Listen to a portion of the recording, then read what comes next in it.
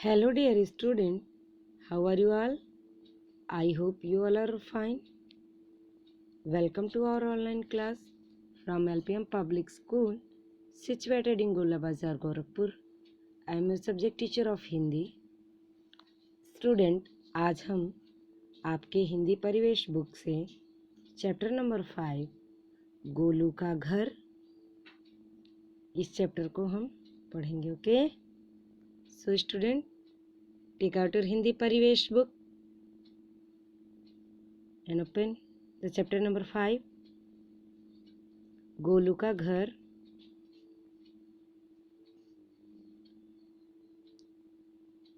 बच्चों, गोलू का घर ये कहानी एक घोंघे की है. ओके, तो बच्चों ये कहानी है एक घोंघे की. बच्चों, क्या आप जानते हैं घोंघे कहाँ प्राप्त होते हैं, कहाँ मिलते हैं ज़्यादा? तो बच्चों, जहाँ पानी, तालाब वगैरह में पानी जहाँ ज़्यादा होता है वहाँ पे ये घोंघे रहते हैं. ओके, और आपको पता है कि घोंघे किस मौसम में ज़्यादा दिखाई देते हैं? तो बच्चों, घोंघे बारिश के मौसम में ज़्यादा दिखाई देते हैं. ओके, आपके आसपास जो तालाब हैं, आप ध्यान से देखेंगे तो आपको ये दिखाई दे देगा. ओके बच्चों, तो ये कहानी एक घोंघे की है, गोलू का घर के. आइए स्टार्ट करते हैं कहानी. गोलू का घर. गोलू एक छोटा सा प्यारा घोंघा था. वह एक बगीचे में रहता था. उसका बगीचा सूख गया था, इसीलिए गोलू को दूसरी जगह जाना पड़ा. बच्चों, गोलू जो है एक छोटा सा घोंघा था और एक बगीचे में रहता था. उसके बगीचे में पानी पहले था और बाद में बगीचा सूख गया, तो गोलू को वहाँ से कहीं और अपना घर तलाशने के लिए जाना पड़ा. ओके बच्चों, आप जानते हो घर हमारे लिए कितना इम्पोर्टेंट है. बच्चों, घर हमें हवा, धूप, बारिश से सुरक्षित रखता है. इसलिए घर की इम्पोर्टेंस हमारे लिए बहुत है. ये हर मौसम से हमारी रक्षा करता है. अब बच्चों, उसने सोचा नई जगह सबसे न्यारी होनी चाहिए. मैं अब सबसे न्यारी जगह पर रहूँगा. उसके जैसी जगह कहीं और नहीं होगी. यह सोचकर गोलू नई जगह ढूंढने चल दिया. चलते चलते वह एक बड़े से बगीचे में पहुंचा. वहाँ सुंदर सुंदर फूल और कई तरह के पेड़ पौधे थे. पेड़ पौधे की हरी हरी पत्तियां देखकर गोलू खुश हो गया. उसे लगा कि अब उसे नई जगह मिल गई है. तो बच्चों, गोलू को बगीचे में पानी भरने की वजह से अपना घर बदलना पड़ा. तो उसने सोचा अगर नई जगह मुझे जाना है तो नई जगह क्या होनी चाहिए? न्यारी होनी चाहिए. न्यारी का मतलब बच्चों अनोखी, सबसे अलग दिखनी चाहिए, अच्छी दिखनी चाहिए. ओके, और उसकी जैसी जगह कहीं और नहीं होगी, यह सोचकर गोलू नई जगह ढूंढने चल दिया. वह नई जगह की तलाश में निकल जाता है और चलते जाते वह एक बड़े से बगीचे में पहुंचता है और वहाँ सुंदर सुंदर फूल और कई तरह के पेड़ पौधे होते हैं. और पेड़ पौधों की हरी हरी पत्तियां देखकर गोलू क्या होता है? खुश हो गया. उसे लगा कि अब उसे नई जगह मिल गई. ओके, अब उसे अब बहुत दूर भी नहीं जाना पड़ेगा. फिर वो पौधे की पत्तियां खाने लगा. उसे पत्तियां बहुत स्वादिष्ट लगी. चटकारे लेकर उसने कई पत्तियां खा डाली. जो वहाँ पे उसने हरी हरी पत्तियां देखी, उसे वो बहुत ही अच्छी और स्वादिष्ट लगी और वो उन पत्तियों को खाने लगा. ओके, एक दिन बगीचे में अंकिता और यश खेल रहे थे. एक दिन गोलू जब रहते रहते उसने सारी पत्तियों को खा लिया. एक दिन बगीचे में अंकिता और यश नाम के दो बच्चे खेल रहे थे. किस बगीचे में? जहाँ पे गोलू रहता था. तभी उनकी माँ उन्हें बुलाने आई. अचानक माँ की नज़र पत्तियों पर पड़ी। तभी उन बच्चों की जो माँ होती है वो उन्हें बुलाने आती है और वो देखती हैं कि पत्तियाँ तो हैं ही नहीं। ओके। और उन्हें क्रोध आया, वो जोर से चिल्लाई, इन पत्तियों को किसने खाया? तो बच्चों ये बगीचा अंकिता और यश का था।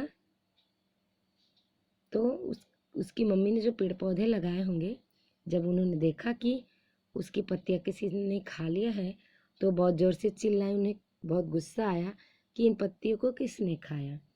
माँ की आवाज़ सुनकर गोलू डर गया। वह एक पत्ती के नीचे छिप गया, उससे जिससे उसे कोई देख न सके। गोलू बहुत देर तक उस पत्ती के नीचे छिपा रहा। थोड़ी देर बाद माँ अंकिता और इसको लेकर अंदर चली गई। जब उसने सुना कि माँ इतनी तेज चिल्ला रही है तो गोलू एक पत्ती के नीचे छिप गया ताकि उसे कोई देख ना सके और कोई समझ ना सके कि गोलू ने ही ये सारी पत्तियों को खाया है। ओके बच्चों। फिर माँ क्या करती है, अंकिता और यश को लेकर घर के अंदर चली जाती हैं। फिर गोलू जल्दी से बाहर आया। वह समझ गया कि यह जगह सुरक्षित नहीं है। वह उस बगीचे को छोड़कर चल दिया। फिर गोलू ने क्या किया, पत्ती के नीचे जब छुपा था तो बाहर आया और वो सोचा कि ये जगह उसके लिए सुरक्षित नहीं, इसलिए वो उस जगह को छोड़कर चल दिया। धीरे धीरे रेंगता हुआ गोलू अब सेब के बाग में पहुंचा। वहाँ मीठे मीठे सेब लगे थे।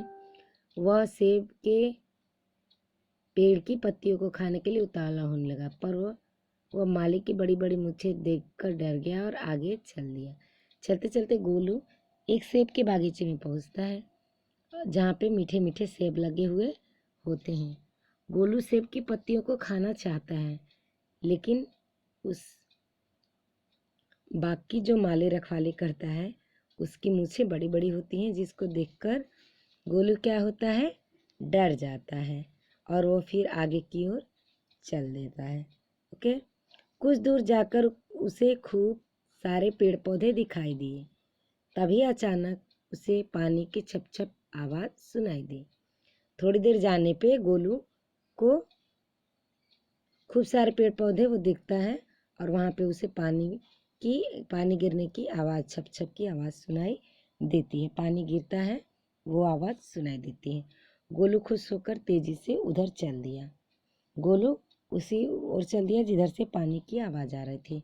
वहाँ उसे सुंदर झरना दिखाई दिया। झरने के आसपास खूब सारे पेड़ पौधे और फूल थे। वहाँ पे उसे एक झरना खूबसूरत सा दिखाई देता है जहाँ पे खूब सारे पेड़ पौधे लगे होते हैं। और गोलू के जैसे और भी उसके बहुत सारे दोस्त वहाँ पे और भी घोंघे थे। उसे वहाँ पे कई अपने दोस्त मित्र भी मिल गए। गोलू को वहाँ पे पहुँचकर बहुत ही खुशी हुई। गोलू बहुत खुश हुआ। अब उसे वहाँ से कहीं नहीं जाना पड़ेगा, उसे एक न्यारी जगह मिल गई। तो जब गोलू ने देखा कि वहाँ उसके जैसे और भी उसके फ्रेंड घोंघे मित्र हैं तो गोलू बहुत ही खुश हुआ और उसे लगा कि अब उसे जैसा वो चाह रहा था वैसी ही जगह उसको मिल गई। अब उसे ये जगह छोड़ करके कहीं और नहीं जाना पड़ेगा। ओके बच्चों। तो इस तरीके से गोलू को क्या होता है, अपना एक न्यारा घर मिल जाता है, अनोखी जगह उसको रहने के लिए मिल जाती है।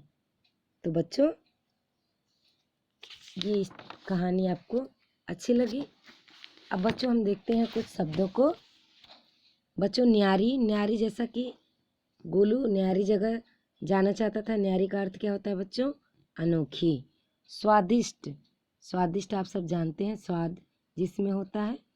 चटकारे लेना, स्वाद लेकर खाना। क्रोध, क्रोध का अर्थ क्या होता है बच्चों, गुस्सा। सुरक्षित मीन्स ठीक ठाक।